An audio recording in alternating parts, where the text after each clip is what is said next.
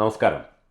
എത്രയും പെരിയ ബഹുമാനപ്പെട്ട കേന്ദ്രമന്ത്രി സുരേഷ് ഗോപി സാറേ, സത്യത്തിൽ നിങ്ങൾ എന്തൊരു തോൽവിയാണ്.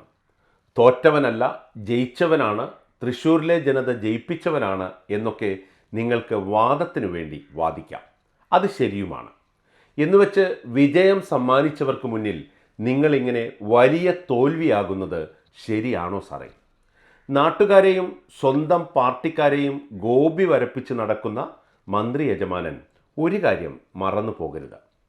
നിങ്ങൾ വെറുമൊരു കേന്ദ്രമന്ത്രിയാണ്. വെറുമൊരു കേന്ദ്രമന്ത്രി മാത്രം. പ്രധാനമന്ത്രി ആഞ്ഞൊന്നു തുമ്മിയാൽ തെറിച്ചു പോകുന്ന കസേരയിലിരിക്കുന്ന കേന്ദ്രമന്ത്രി. അധികാരത്തിൻ്റെ ആനപ്പുറത്തിരിക്കുമ്പോൾ പട്ടിയെ പേടിക്കേണ്ട എന്നൊക്കെ നിങ്ങൾക്ക് തോന്നും. പക്ഷേ ആനപ്രേമികളായ തൃശ്ശൂരുകാരും കേരളവും അതെത്രത്തോളം സഹിക്കും എന്നറിയില്ല. ഭരണാധികാരികളെ അല്ലാതെ മറ്റൊന്നിനെയും കളിയാക്കി ചിരിക്കാൻ രാജ്യത്തില്ല എന്ന കാര്യം സാറിനറിയാമല്ലോ. അതുകൊണ്ട് കേന്ദ്രമന്ത്രി എന്ന നിലയിൽ കാട്ടിക്കൂട്ടുന്നതൊക്കെ കണ്ട് ചിരിക്കാതിരിക്കാൻ കഴിയുന്നില്ല സാർ. അറിയാൻ പാടില്ലാത്ത കാര്യങ്ങളെപ്പറ്റി ആധികാരികമായി അഭിപ്രായം പറയുന്നവരെ പണ്ടൊക്കെ സാംസ്കാരിക നായകന്മാർ എന്നാണ് വിളിച്ചിരുന്നത്. ഇന്നിപ്പോൾ സുരേഷ് ഗോപി എന്ന് വിളിക്കേണ്ട അവസ്ഥയിലായിരിക്കുന്നു കാര്യങ്ങൾ. നമ്മളായിട്ടെന്തിനാ ഒരു പ്രശ്നം ഒഴിവാക്കുന്നത് എന്ന് പണ്ടൊരു നാട്ടിൻ പുറത്തുകാരൻ ചോദിച്ച അതേ മാനസികാവസ്ഥയിലാണ് മന്ത്രി സാർ ഓരോ തവണയും കേരളത്തിൽ വന്ന് വിമാനമിറങ്ങുന്നത് എന്ന് തോന്നുന്നു. ആ വരവും പോക്കുവരവും കാണുമ്പോൾ കാമ്പിശ്ശേരി കരുണാകരൻ്റെ കഥാപാത്രങ്ങളായ കൂനന്തറ പരമവും പൂന കേശവനുമാണ് സാറിൻ്റെ തലതൊട്ടപ്പന്മാർ എന്ന് തോന്നും. അമ്മയെ തല്ലിയിട്ടായാലും ചട്ടിയും കലവും പൊട്ടിച്ചിട്ടായാലും പ്രസിദ്ധി നേടണം എന്നതായിരുന്നല്ലോ അവരുടെ പ്രമാണം.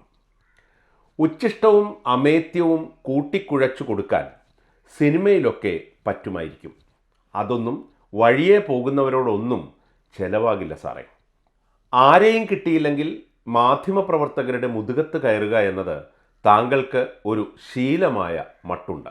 ചോദ്യം ചോദിക്കുന്നവനെ ഒറ്റയ്ക്ക് വിളിച്ച് ഭേദ്യം ചെയ്യാനുള്ള അധികാരമുണ്ടെന്നൊക്കെ തെറ്റിദ്ധരിക്കുന്നത് ഇരിക്കുന്ന കസേരയുടെ വില അറിയാത്തതുകൊണ്ടും മൂക്കാതെ പഴുത്തതുകൊണ്ടുമാണ് എന്ന് വിവരമുള്ളവർ പറയുന്നത് വിശ്വസിക്കുകയേ തരമുള്ളൂ.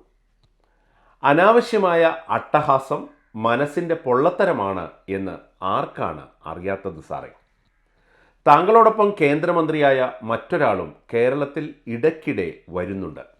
വന്ന കാര്യം കഴിഞ്ഞ് അതേപടി തിരിച്ചു പോകുന്നുമുണ്ട്.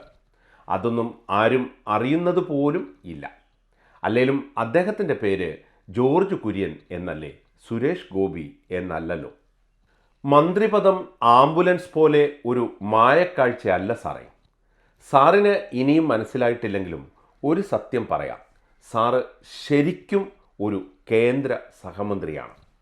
ആട് കടിക്കും പോലെ നാടുനീളെ നടന്ന് ഇങ്ങനെ കണ്ടം മുണ്ടം കടിക്കാതെ കിട്ടിയ സമയം കൊണ്ട് കേരളത്തിനു വേണ്ടി അല്ലെങ്കിൽ സ്വന്തം മണ്ഡലത്തിനു വേണ്ടിയെങ്കിലും എന്തെങ്കിലും സീരിയസ് ആയി ചെയ്യാൻ പറ്റുമോ എന്ന് നോക്കുക.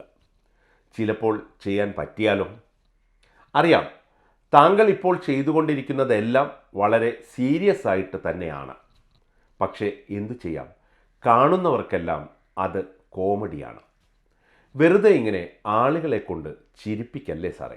ഞണ്ടിനെ നേരെ നടത്തുക അസാധ്യമാണ് എന്നതുപോലെ ഇത്തരത്തിലൊരു കേന്ദ്രമന്ത്രിയെ ഉപദേശിച്ച് നന്നാക്കുക എന്നതും സാധ്യമല്ല എന്നറിയാം.